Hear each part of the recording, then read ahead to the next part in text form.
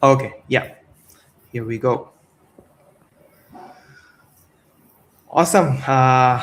Super excited to be back on the SEO Talk live series.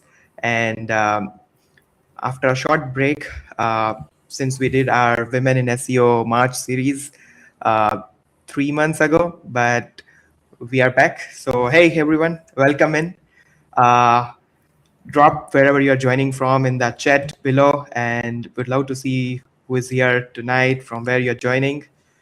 We'll get started in a minute until more folks join in. But tonight's going to be a good one because we have got a guest who doesn't just talk about AI search. He actually runs experiment to stress test the claims flying around the industry on LinkedIn and Twitter. So if you have been feeling a little overwhelmed by all GEO, AEO, LLMO noise, tonight's the night we cut through it. Okay, keep the questions coming on in the chat. We'll be picking up along the way, and we'll kind of show it on the screen, and we'll pick Harpreet's brains on those questions. All right, let's get into it. I am absolutely thrilled to welcome tonight's guest, someone whose work I've been following closely on Twitter, especially, and obviously is sharing a lot of content on LinkedIn and his newsletter. But let's get together and welcome Harpreet. Welcome, Harpreet. How are you doing? Yeah, no, thanks for having me on the show. I'm doing good, thank you. How are you? I'm looking forward to our conversation here. Lovely. Thanks for accepting our invitation and join us in sharing insights with the SEO Talk community. So I'll give a little bit of information about Harpreet. He's based out of Vancouver and an AI search consultant with over a decade of experience. He's worked with multiple different brands, Fortune 500 companies as well. Uh, the kind of portfolio that he works on, he has been posting a lot of frameworks on LinkedIn as well. And he publishes newsletter on his SEO Espresso is the newsletter which he runs. So just go out there, check out, subscribe to his newsletter. We'll share the links in the chat. And please give a huge welcome to Harpreet Singh. Fantastic to have you with us tonight. Yeah, thank you. Yeah, no, I'm really looking forward to our talk and just seeing if we can make this whole concept a little bit more simple for people to understand. Sure. So before we dive in, for anyone in the chat who hasn't come across your work before, if you want to share your version of introduction, what you do and what keeps you obsessed with the space. Yeah, I think you explained it pretty well. So, started in SEO over 10 years ago and then just carried on, started working in an agency initially in the UK. During the agency, I got to work on some pretty large accounts, which was lucky. Then that just, because I was working with these big brands, I was early in my career, I just got interested in SEO. And then a couple of years into the job, I realized, okay, this is probably what I want to do for the long run. And then in SEO, like every year something changes. Like the foundation never changes. And I think that's going to be the bulk of our talk. Like the foundation is always the same, but there's always something new coming into the mix. And depending on where you work, so, if you're working with enterprise clients, you might be honing your interpersonal skills more, like your communication skills. But if you're working with a small business, you might leave all that aside and you're focusing on the day-to-day tactics. So I just thought, this industry, there's so much to it. There's so much to learn. It helps you develop as a person. Also, the income it brings is nice too. It pays the bills, and that leads us to today. After my first agency, I worked for another agency. Then I've worked for in-house brands too. Then I do my own consulting as well. So I just like doing SEO. I'm passionate about it, and here we are. Lovely. We are stoked to have you on the show, Harpreet. Thanks for sharing what you've been doing for the past decade. Awesome. So let's set the stage because I think there's a lot of genuine confusion out there. And we have got AISEO, GEO, AEO, LLMO. The acronyms are multiplying faster than the actual results. Yeah. So let me start with the foundational question. There are three labels: AI, SEO, GEO, AEO. One reality. Is it genuinely different disciplines? What's your stand on it? No, okay, so in terms of like the naming convention, personally to me, like people can call it whatever they want. Like we can't control the narrative behind a name, but what we can control is the tactics that play into the narrative. And I think, when let's go back a moment and let's remember when social media came around. I think a few years ago there was a big thing about TikTok SEO, YouTube SEO, voice search SEO. We didn't develop new acronyms, right? We didn't develop new acronyms, but now that AI search is here, we've developed new acronyms. But the work that goes into those is still 70% is still good SEO. So in my point of view, it doesn't matter what the thing is called. I think just because there's so much interest in the thing, people have their own agendas, and that's why we have all of these new acronyms. I also think that, so working with some of the more enterprise clients, I think the SEO has a bit of a bad reputation, and CMOs, CEOs, C-suites, investors, they hear SEO and they're like, oh, like, okay, it doesn't excite them. But now with AI, there's a new thing, and I think marketing professionals, they've just taken that GEO, AEO, AI SEO, and it doesn't matter what we call it, term, Yeah. and that's what they use to communicate to the C-suite. And the C-suite seem to be buying ideas that fall under that umbrella compared to the SEO umbrella. So I think that's why we have so many different names. But the crux of it, I think 70 to 80% of the work involved for all of them is just SEO. But when we say it's just SEO, there's other people that argue and say, okay, how can it just be SEO? Things have changed. But my question always is, the SEO you're doing today, the SEO you were doing last year, how is that different from the SEO you were doing from 2016 or 2017? Just because something has one name doesn't mean you don't evolve yourself. Oh, that was such a great way to put it. Like, pretty practical approach. And yep. Okay. We'll move to the next question. So where does traditional SEO strategy end and AI search strategy begin, or is that even the right way to frame it? I think it is the right way to frame it. So I'll give you an example I'll anonymize the work, but I'll give you examples from what I'm doing right now. So 2 years ago, I'd be doing traditional SEO where I'm doing the on-page stuff, I'm doing some off-page stuff. Off-page stuff can vary. Like some people I know, you might want to buy backlinks. Some people might want to make data studies, and they might publish data studies on their website, and they might go the digital PR route. And then they might look at the technical health of a website. So I think traditional SEO is kind of there. But now the AI search strategy begins because we are at the table of what the social media team is doing. We're at the table when they're making a strategy for LinkedIn or making the content calendar for LinkedIn. Now the SEO is at the table because one way or another, LinkedIn has an influence on Google AI overviews, for example. Whether it be a minor impact, just because the C-suite want to know what the SEO is doing for AI search. So, for example, we're at the table where social is doing their planning. We're at the table when video content is being planned. So there's one company I work with, they make online webinars, for example. The SEO, me, is at the table because they're trying to get those webinars optimized for AI search.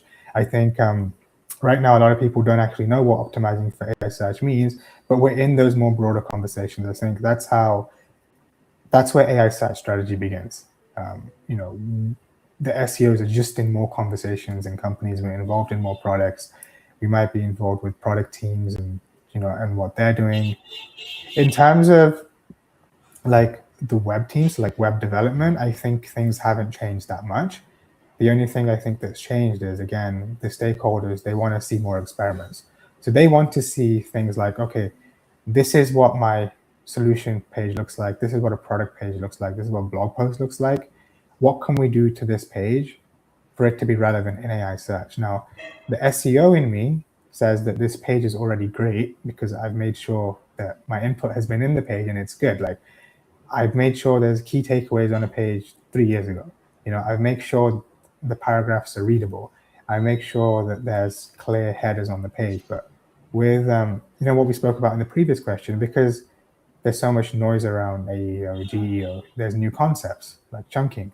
So now I'm getting questions like, is this page chunked? And then I have to go back and be an educator and be like, chunking isn't a thing. Like, maybe it is for LLM training, but when it comes to AI search optimization, chunking isn't a thing because our paragraphs are already readable. We've already optimized them, optimized our content in that sense. So I think traditional SEO and as the SEO consultant or in-house SEO, we're just in more conversations in the company. We're informing strategy of other channels, but at this time, we have to educate teams so they make the right decisions and they don't invest in things that are unnecessary.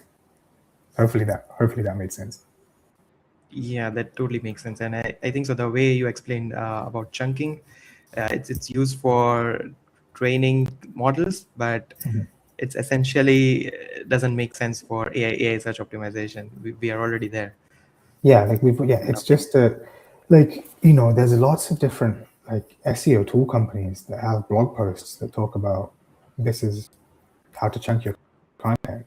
But it really is just content readable. And yeah, we've been doing that. And we've been doing that since before I even started. I read guides from 2005. Like, there's concepts in there to make your paragraphs small and readable. Oh, fantastic. Thanks for sharing that practical anecdote. Awesome. Let's get a little bit tactical because I know a big chunk of our audience tonight are SEO practitioners who want to walk away with something they can act on tomorrow morning, like right away. Okay. So, and you are one of the few people I kind of trust to give a genuine, honest answer here because you actually run tests rather than just share theoretical knowledge. So what are the short-term AI search tactics you would recommend a brand act on right now? And which ones are frankly overhyped noise? Yeah. Because the biggest one that I'm recommending to everyone right now is video content. Make video, and that's why I started making some videos myself. Like, I don't like being on camera, but I know the importance of video. So I think okay, so when we talk about tactics, there's other smaller things we can do, but the biggest tactic I think is video because that directly ties into marketing. So we have to remember, as an SEO or GEO or AEO channel, like, the main thing is not to be siloed away into a corner of a company. We want to we want to have an impact on the entire company. I think one way you can do that is informing video strategy. So even if you cannot get the budget to make the videos, for example, or if you're working in a company that doesn't want to invest in videos, have a strategy in place, put a PowerPoint presentation together or put a Word document together, put a proposal together, show your bosses, show your management examples, because I can guarantee, if you Google pretty much anything now in an AI overview, there is a link to a video.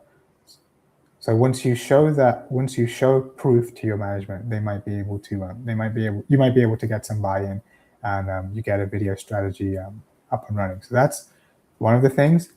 But just like video, what other activities on third-party domains can you do?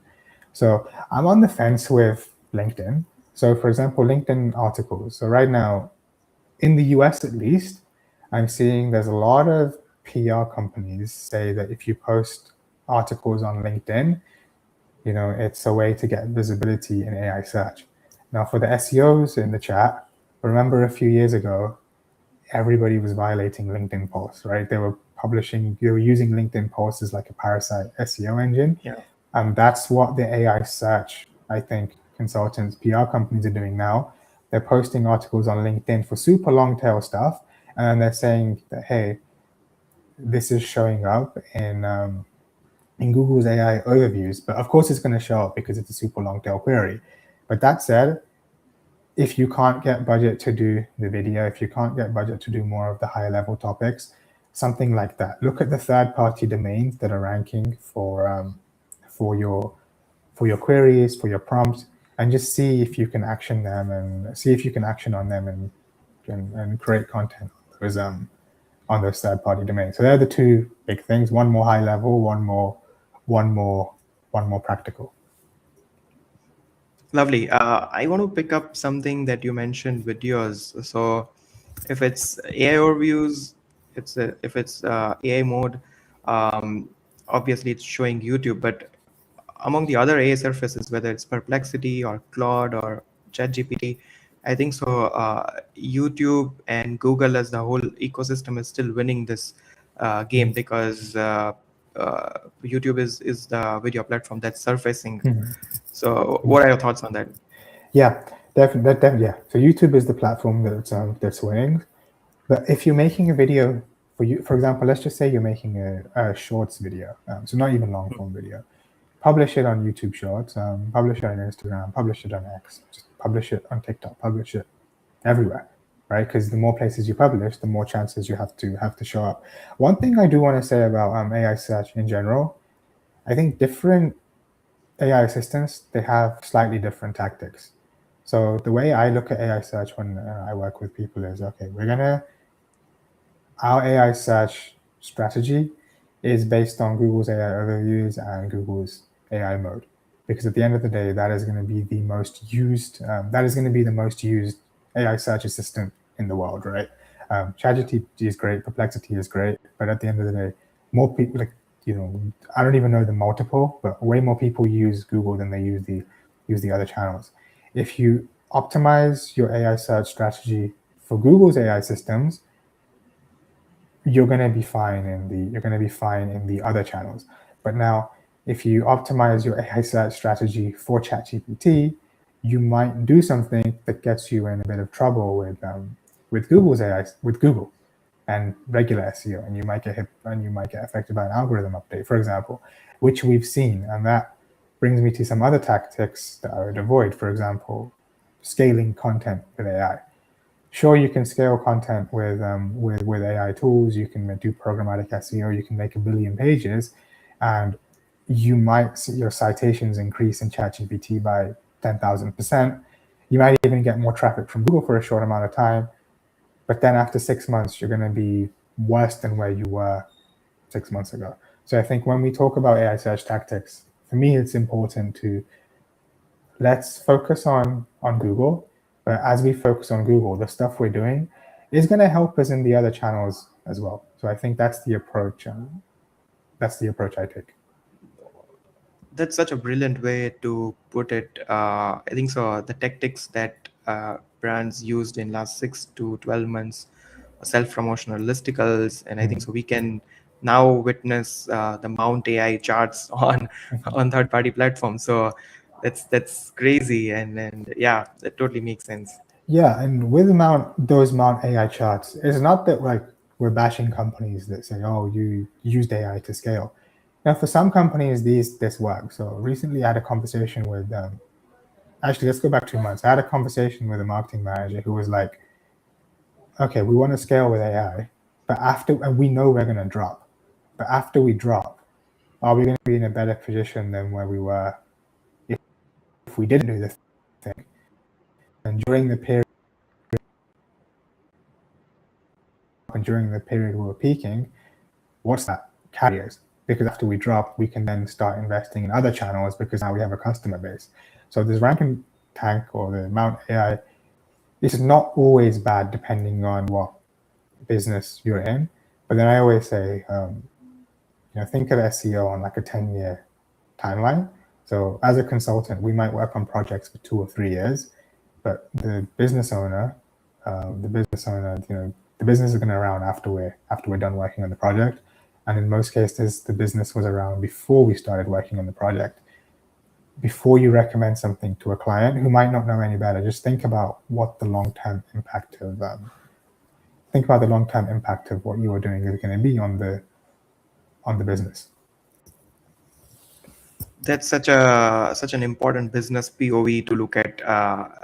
it's not only from the SEO lens, but overall kind of CMO lens, looking at like if we get that rank and tank spike traffic for a couple of weeks, a couple of months, get new customers, and even after that traffic drops, like does it go below the levels that we had before? So yeah, considering all of these factors is really important. Yeah, thanks Yeah. for putting it across. And just with that, when you have these type of conversations with your clients, managers, stakeholders, they have more trust in you as well. You know, if you show them that, hey, I'm looking at this from, like, if they ask you, okay, what did you do for SEO today? What did you do for GEO today? We're going to give them a list. But then if you tell them, hey, I'm doing this because I think, like, I'm doing this thing. This is the pros of doing this. These are the risks of doing this. But I recommend doing this because of the impact it will have on your business over the next over the long run. So when you frame conversations like that, I just think you build more trust with your clients as well, which is obviously a good thing, because you might get more budget, you might get more resources to do your job. Wow, I think so. It's not only about honesty, but it's also about the transparency. Yeah, makes so much sense. Awesome. Cool. So there are brands that don't have the budget for elaborate geo frameworks, and that can hold their own strategy, and then if they focus on the right fundamentals. So my next question to you is, you have run real tests on geo, including a press release experiment. What surprised you most about that actual Okay. experiment? Yeah.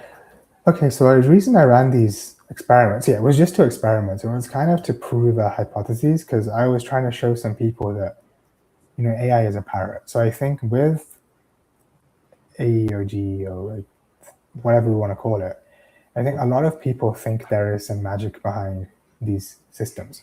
So let's forget about AI search for a minute, and let's just talk about ChatGPT, Claude, and whatnot in general. Yeah, like the common everyday people think that these platforms are magic and like there's something amazing going on. Most people don't understand that these systems just repeat what they see. So the reason I did this press release was one time I made a fake company, but now it's a real company. So I made just a company with a fake name in Vancouver, and I was like, this is the best AI agency in Vancouver. It's rated 5 stars, and this is just to prove a point. And then I published that press release, and when you publish that press release, you know, hundreds of news sites syndicate it. Hundreds of news sites say the same thing. So I've said the agency is near 5-star rated in the press release. Now, when you go into Google's AI overview, you go into ChatGPT, it says that this agency is near 5-star rated, even though there are no verified views or reviews on the internet. So that's just showing people that, look, if you can game AI with a simple press release, maybe the answers you're reading in ChatGPT and Claude on Gemini, you shouldn't trust them as a source of truth. With the way people searched I know this is a little bit away from tactics, but it's more just like an educational thing. So the way people searched 2, 3, 4 years ago, before AI overviews, you Google something and you make your own opinion, right? You go through the different links and you make your own opinion about whatever topic it is. Like, you're going to form your own opinion. But now Google gives you an opinion that's already formed from sources on the internet. So I think as the end user, you just need to just be a bit more critical with the way you use search engines. So that's the reason I ran the test. It wasn't necessarily an AI SEO test. It was more of a test to show, okay, this is the kind of the danger of AI. It's so easy to be it's so easy to influence. And I wasn't surprised. I wasn't surprised, because that's just how the systems have been made. But it's Wow. also but you can also use it as an SEO tactic. So yeah, like Yeah. you can also use this, and I've seen this. If you go to for everyone listening, just pick, like, I'm not going to name PR companies, but if you just Google PR companies and then just go through like 20 PR companies and go on their latest news releases, you can see how people are using PR for SEO. You will see how they're inserting their or how they're using PRs for GEO, I should say. You'll see how they're putting keywords in the title. You'll see how they're how they're positioning the press releases. They're very much made influence AI search for that chosen topic. Wow. I think so. The point that you made around the opinion earlier, we used to do a manual search, look at a couple of links, and now the human tendency, we are lazy. We are lazy social beings. So we get opinions right away. But I am genuinely curious. When did you run this experiment? Like what time? Yeah, you know what? One of them would have been like maybe 2023. Another one was maybe 2024. Another one would have been 2024. This one was best SEO newsletter, best AI SEO newsletter for CMOs. Again, same thing. I just wanted to prove a point. Got you. And this one to the day, I think, still shows like the AI overview still recommends my newsletter as the best AI SEO newsletter for CMOs. More often than not, the AI overview Perplexity still recommends the SEO Espresso, even though, again, like, why is the AI recommending that? There's no reason for it. It's only recommending it because there's 100 web pages online that say that thing. Wow. So we are going through the similar phase where in the early days, like 2005 to 2010, when we started doing SEO, those exact match keyword optimization stuff like that, things were working back in the day. And similarly, we are again in that early journey of AI search, and a couple of things are working without like it's not exactly the fact.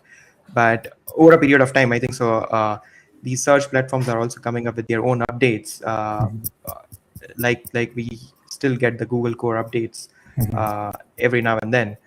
So that's crazy. Yeah. But thanks for sharing.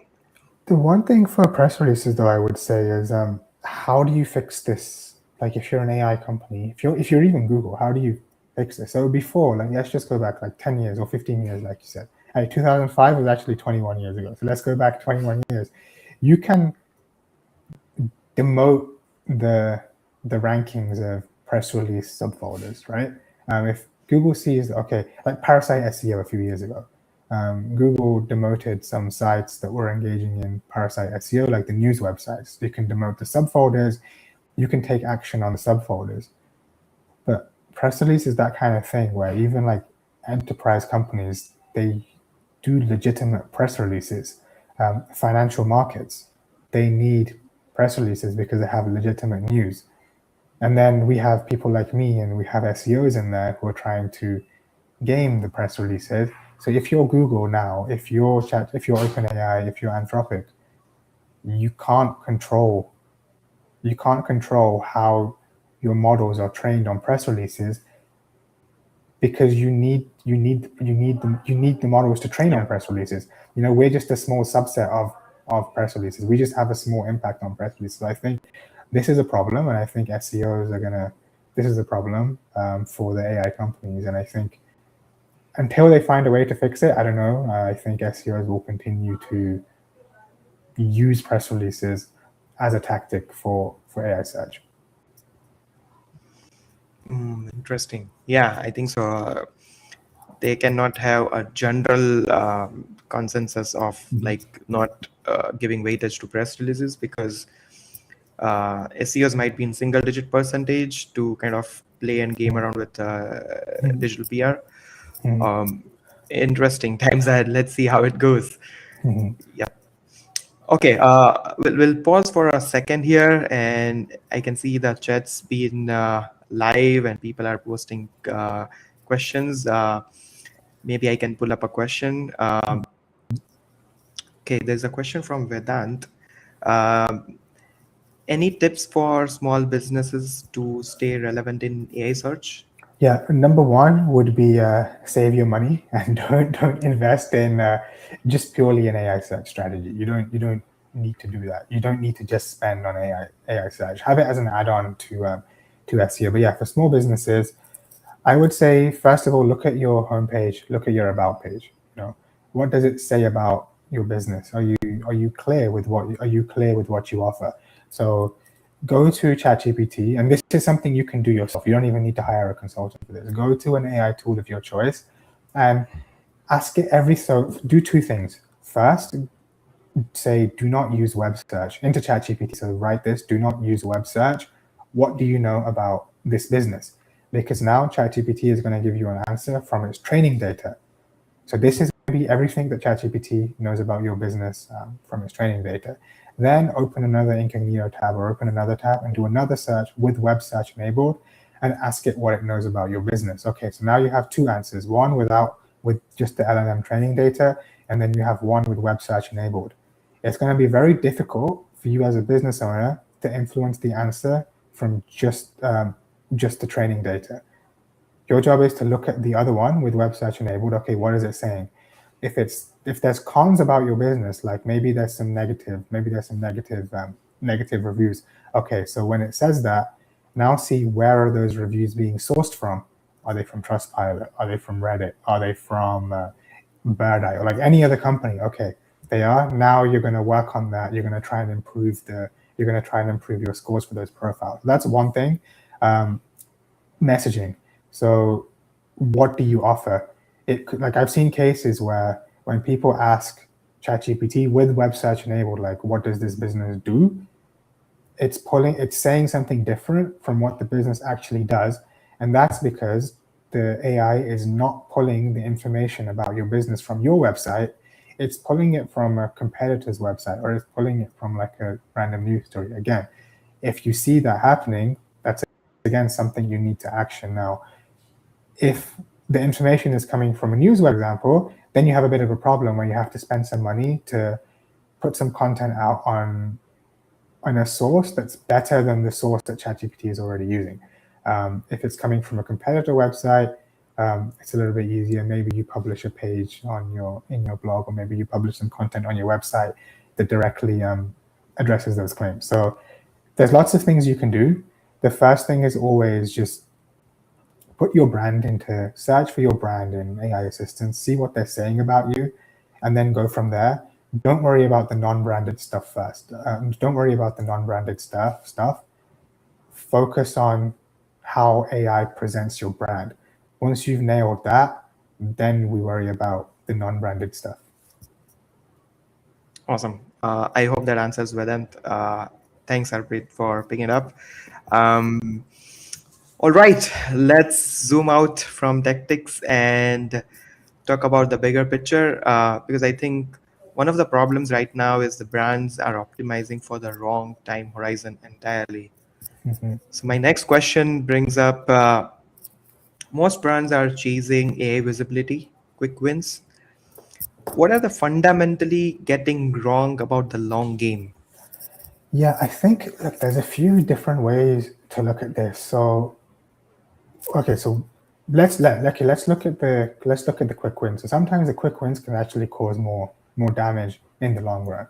So, for example, Shopify's blog strategy.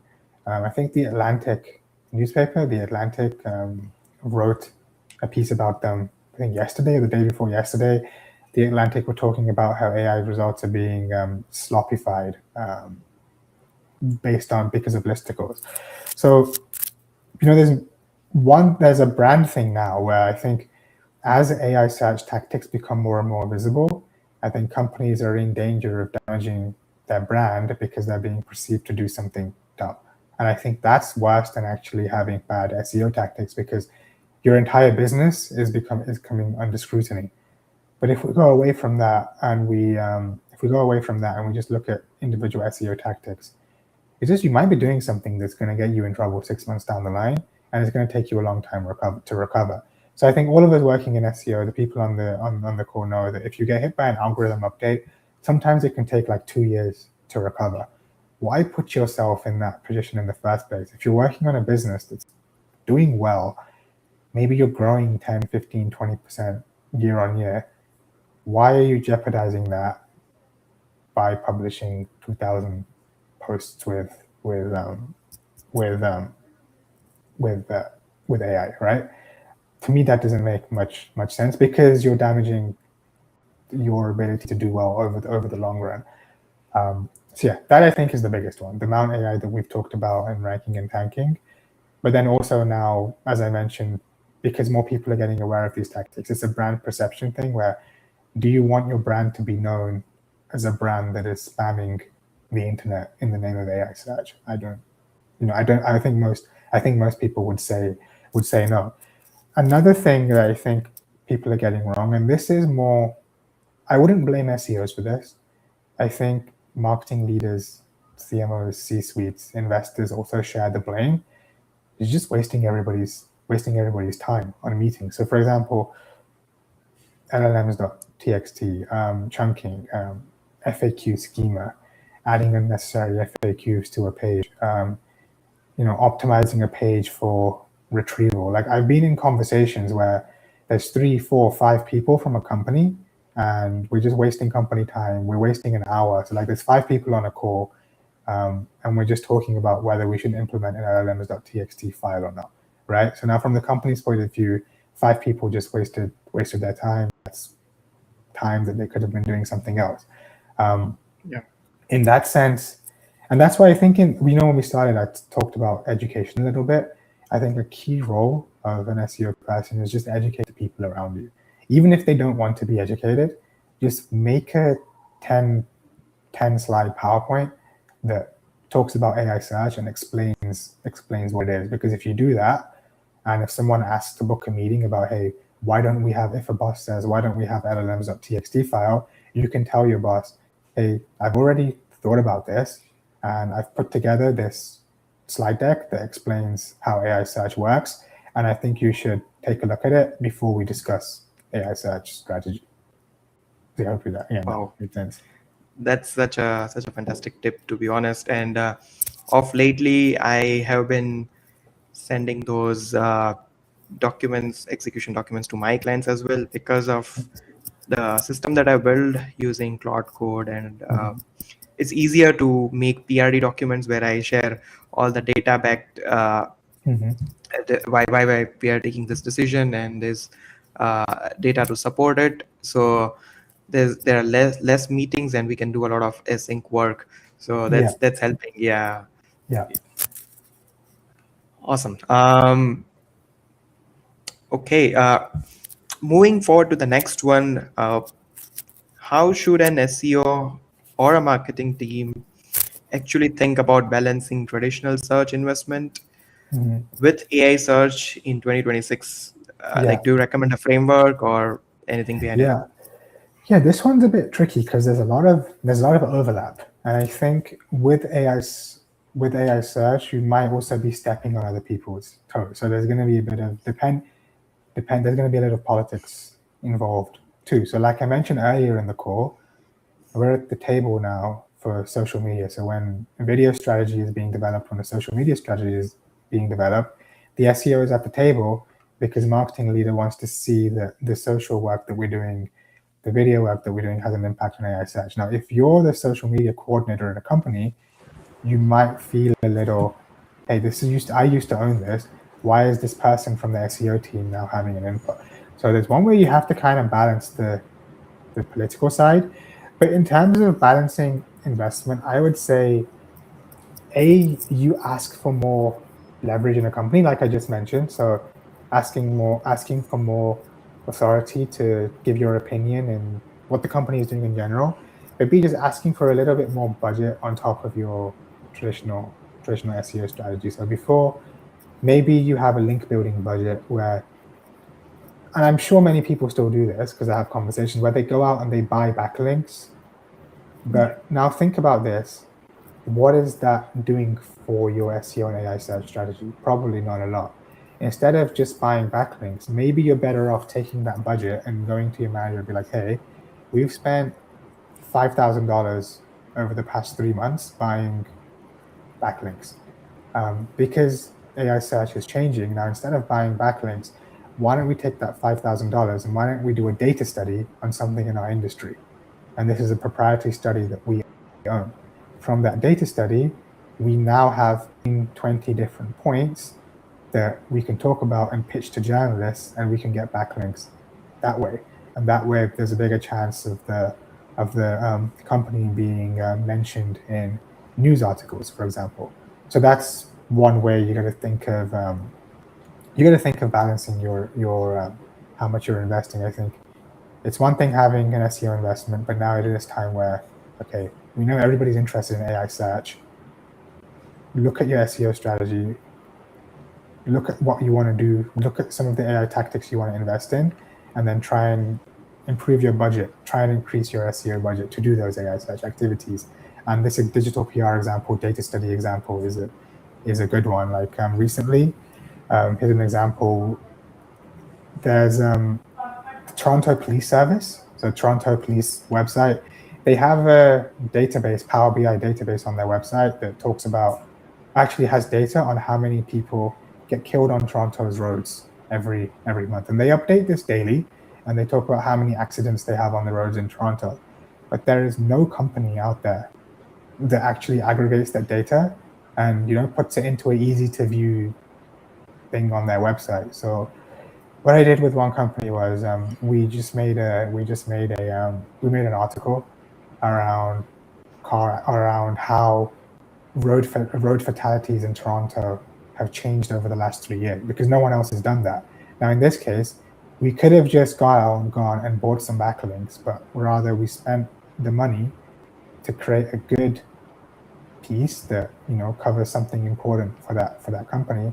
And now that company is able to distribute this piece of content to local journalists who want to write about the topic. They want to talk about this topic because the angle they're taking is company XYZ did a study, or company XYZ made this study that shows that road fatalities in Toronto have been decreasing over the last 5 years. So doing things like that. So just thinking outside of the box is probably the best way to put it. Lovely. That makes so much sense. We'll do a quick check if we have questions from the audience. And yes, we have one question from Malhar. What is the biggest trade-off in AI search visibility, like visibility versus traffic, or scale versus quality? Yeah. Okay, let's talk about visibility versus traffic for a minute. So a lot of these Mount AI strategies you're seeing, and a lot of AI SEO case studies you're seeing, they talk about we increased AI citations by 800% or something like that. But in my opinion, my point of view is, what does that even mean? Most of that increase in citations is coming from top of funnel prompts and top of funnel keywords that are going to have no impact on the business. So in that sense, I would say that, being visible in AI search in terms of citations doesn't mean you're getting traffic, doesn't mean traffic to your website. And I would focus on quality. Like, you can scale your blog to cover every explainer, what is, how to keyword in the world with AI. And like I said, you can get 800% increase in AI citations. But if that's not having an impact on your revenue, what's the point of doing that? Instead, you got to focus on quality. Make sure your product pages are optimized.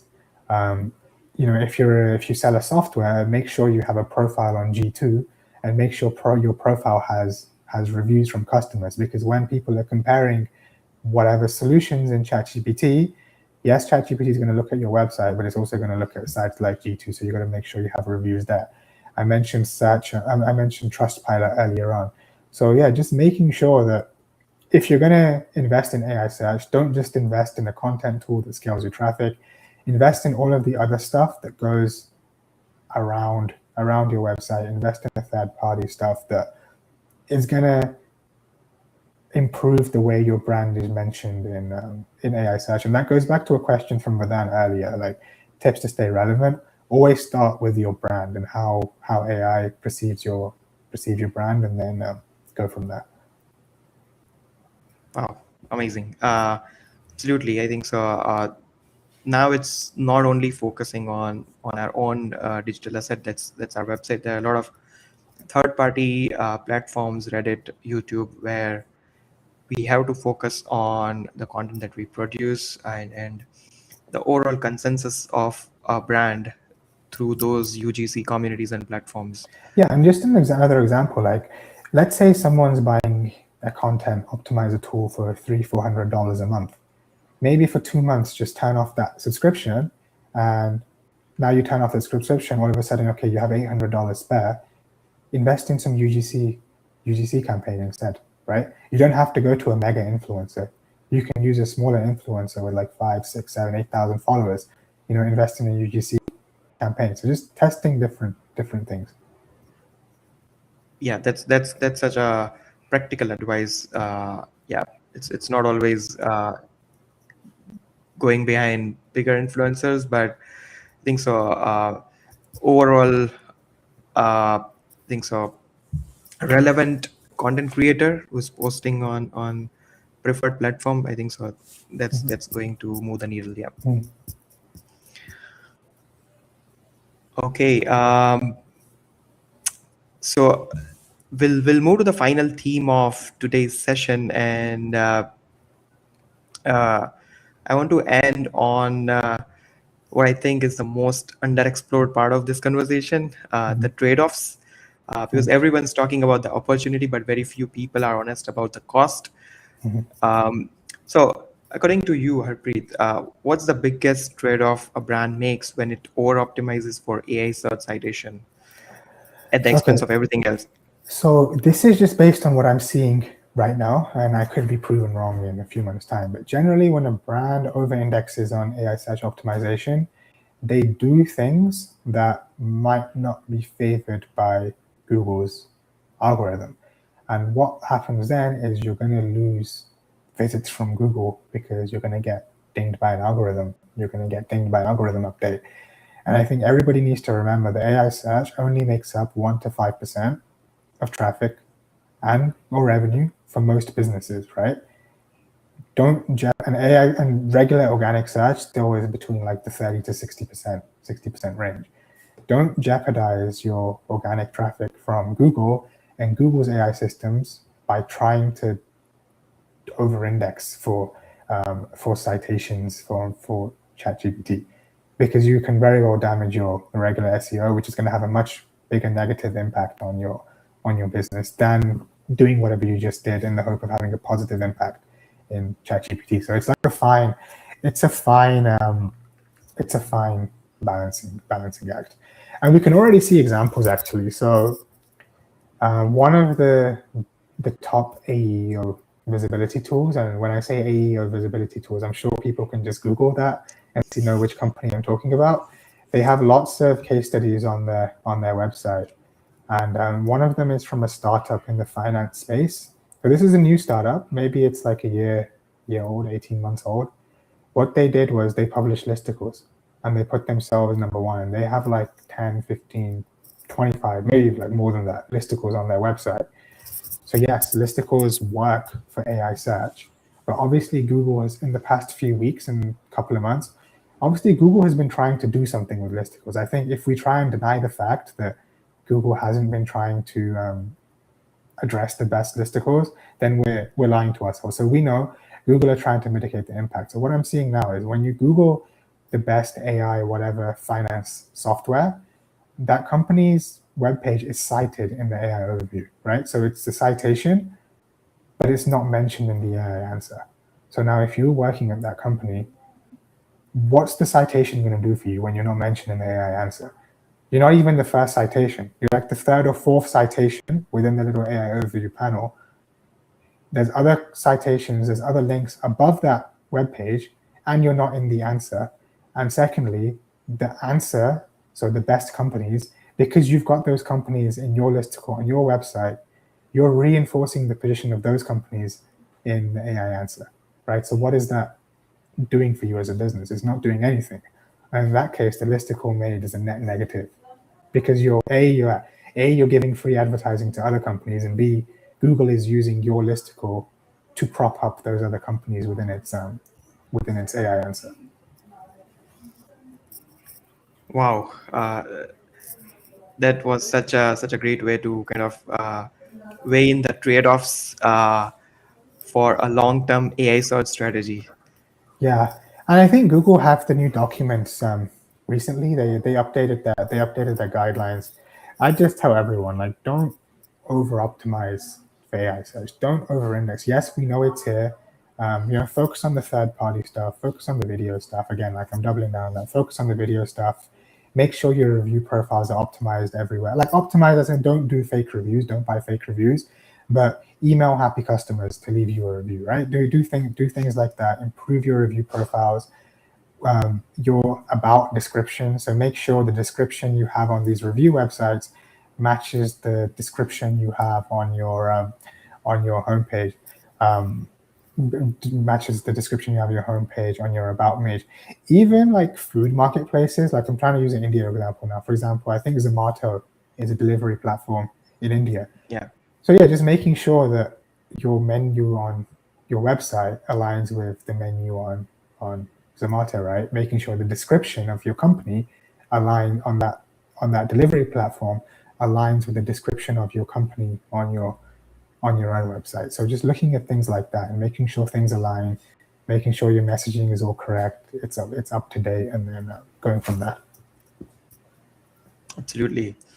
And the brands that resist that temptation, that stay genuinely useful and distinctive, and they end up getting cited because their competitor push really hard, but the brands playing genuinely out there uh, end up cited.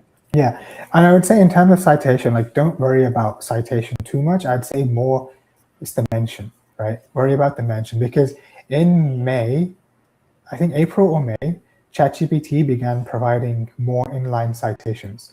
So if you're actually looking at traffic from AI sources, you might have seen an increase in like April and May, and ChatGPT began providing more inline citations. Inline citation is just when like a brand is mentioned, you can click on the brand name and it goes to like the home page or their about page or whatever.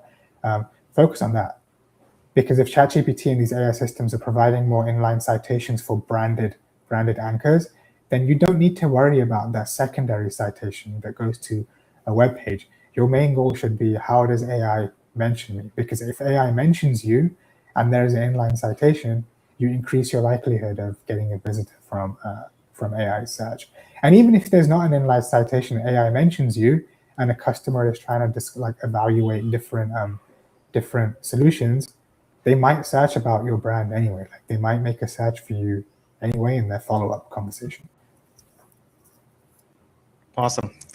Okay, we have a question from the chat. Anirudh asks how to explain the benefit of AI citations as a KPI.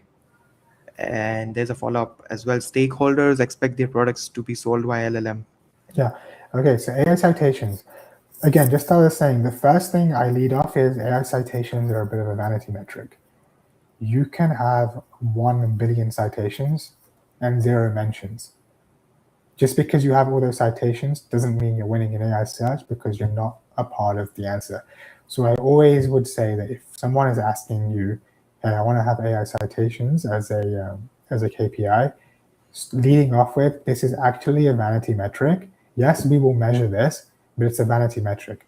The second thing I'd say is that one page can have like multiple citations. For example, what is a balance sheet, for example, right? That's just a basic explainer, can have way more citations than your product page. That doesn't mean in AI search your product page is less valuable than that explainer. So I think, just start off, tell your stakeholder the AI citations is a vanity metric. We will measure it, and I will measure it for you, but this is the cons of measuring AI citations, and then going from there.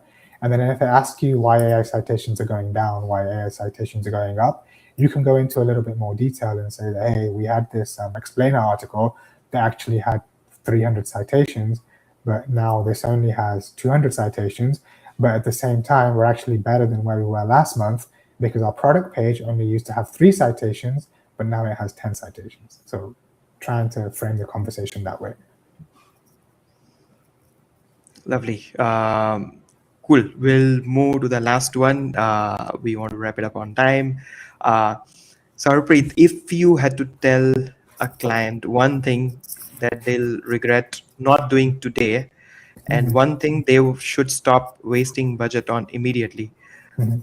what would those two things be? Okay, the first thing I would say, regret not doing, I'm going to go back to video because we started with video. If your client is not doing video, just do video. Like, it take with an iPhone, it takes 10 minutes to record a video. You can read a script and what, like, invest in video, just because I think it's going to become even more important as time goes on. In terms of one thing they should stop wasting budget on, it depends what activity the client is doing. So if the client is fully on board on like the AI search hype train where they're chunking content, they're investing in LLMs.txt, they're making LLM info pages, they're doing all these fancy things, I would say stop doing those because there's no way you'll be able to prove your ROI. So I think the wasting budget one is a little bit of a difficult question just because it depends what people are doing. But in terms of do something that otherwise you're going to regret it, is definitely investing in video, because video is just also going to help your overall marketing in general. Fantastic. This has been such a fantastic conversation, Harpreet, and genuinely one of the sharpest, most grounded conversations we have had on SEO Talk after a long, long time. And I'm 100% sure the SEO Talk community is going to be talking about this one for a while. But before we let you go, where should people follow your work? Give us all the handles. Yeah, so most of the time I'm posting on X just because it's easy to post. So you can find me in the Harpreet chatter underscore over on X. So that's where you'll find most of my work. But you'll also be able to catch me on LinkedIn. I can drop my LinkedIn handle in the description for people. Sure, we'll edit. So everyone in the chat, go follow Harpreet right now. He's at the red Harpreet Chota underscore on X and Harpreet Singh on LinkedIn. And go check out his newsletter, SEO Espresso. Go ahead, subscribe it. And if you want any no-nonsense, test-driven perspective he brought tonight, we'll send it over in the next newsletter to you. So make sure you subscribe to SEO Talk newsletter as well. And if tonight's conversation sparked something for you, and if you want to be part of SEO Talk community, we keep on discussing like this every month and every week on X Spaces. Do join the WhatsApp SEO Talk community. We'll share the links in the YouTube chat and LinkedIn and X wherever we are live right now. Awesome, Harpreet. It was an absolute pleasure having you. Thanks so much for your time Thank and you for having me. bringing all this tonight. Thank you so much. No, thank you too. Thank you. Thanks everyone for joining us live. This is exactly why we do this. See you all next time. Thank you.